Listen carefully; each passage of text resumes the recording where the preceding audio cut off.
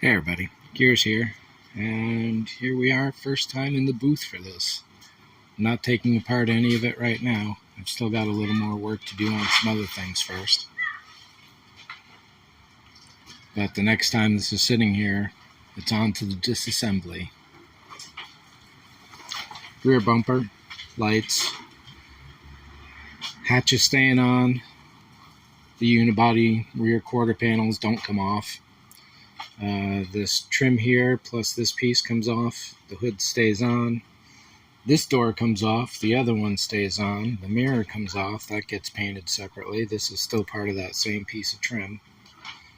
Fender comes off, the hood is coming off, the front lights are coming off, the front fender is coming off.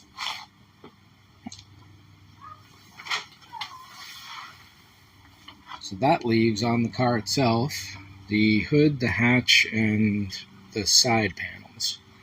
It's pretty tight in here. The car is just about 6 feet wide, and this is just about 10 feet wide in here. So what I'm probably going to be doing is a lot of maneuvering in and probably setting it at a quarter angle. Diagonal in here is probably going to be my best bet in a couple circumstances.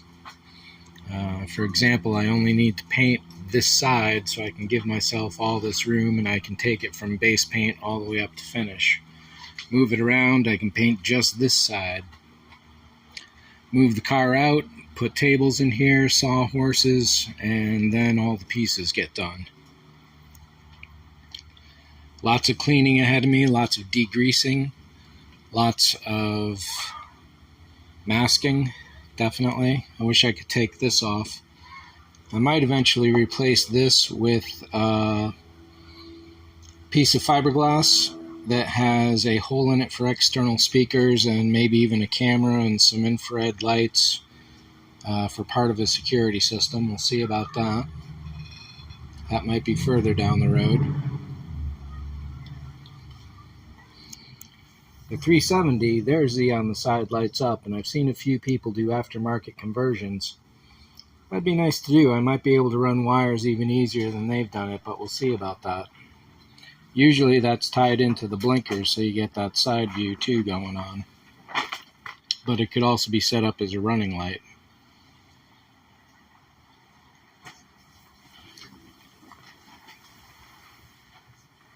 As you saw recently, for those longtime viewers, this was up on the truck bed, and it was that tire back there that had a huge gash in it right by the rim, so it couldn't be fixed.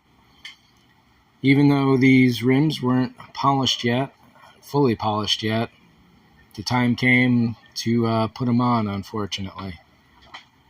I would like to have gotten them done a lot better, much closer, but at this point, that's the way it is. And at some point, I'm probably going to have to hire someone to professionally polish them, wax them, and then I'll seal them under a clear coat so I never have to worry about that again.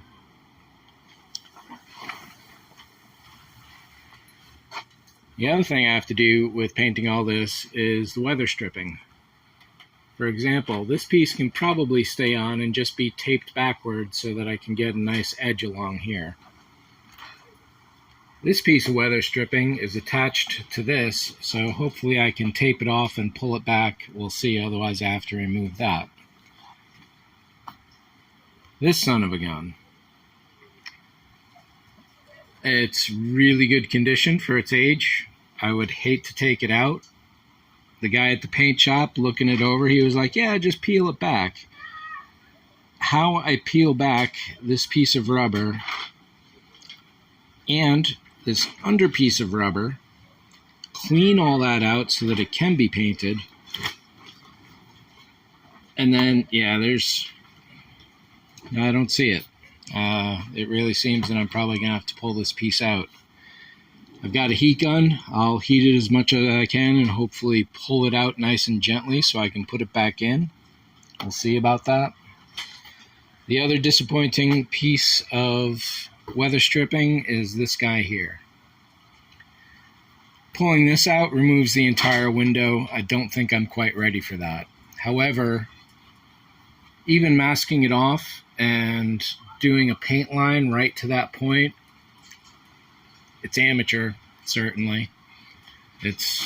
I wish I could do it a little better than that, and doing it better than that means pulling the window out, and I'm just not ready with the next piece to go with that.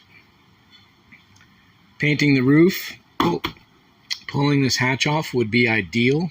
However, I'd probably need, I don't even know that it can be done. Not really.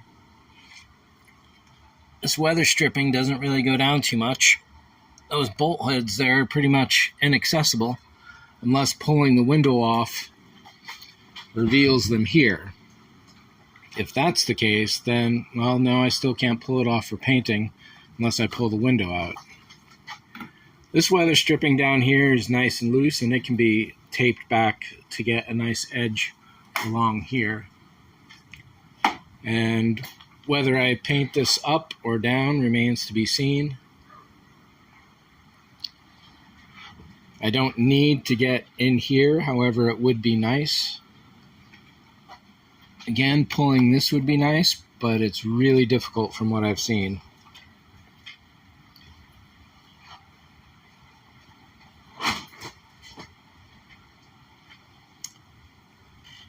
This guy's broken, I gotta replace that.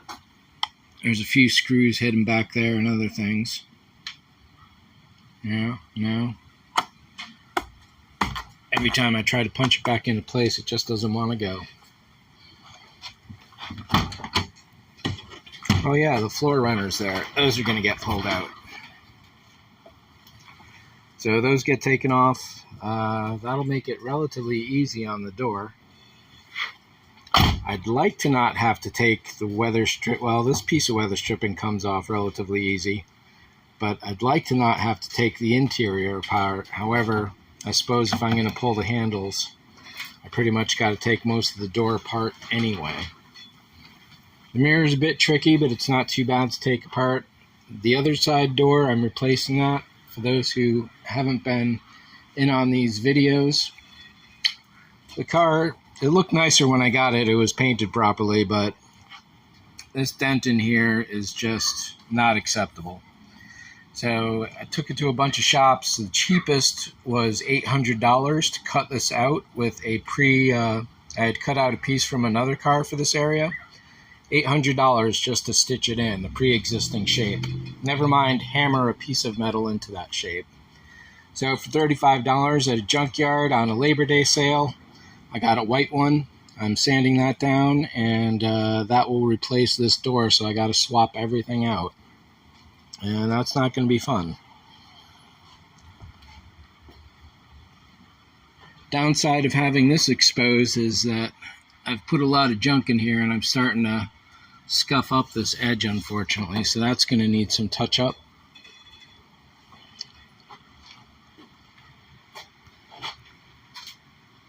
When I bought this car, the dealer used a power drill to put those two screws in place.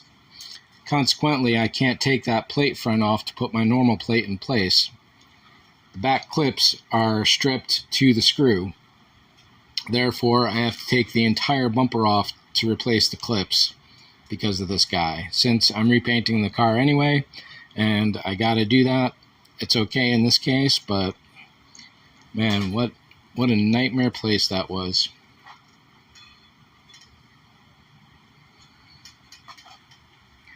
So we're coming up on 9 minutes, and yeah, I think we'll leave it at that for today. Basically, I'm just wandering around the car, trying to look at angles, spaces, volumes of shapes and everything, on where I'm going to be standing, how I'm going to be doing it. The air tank will be in the garage behind me, so I'll be free to walk around in that regard. Yeah, probably diagonal is looking the best for this overall.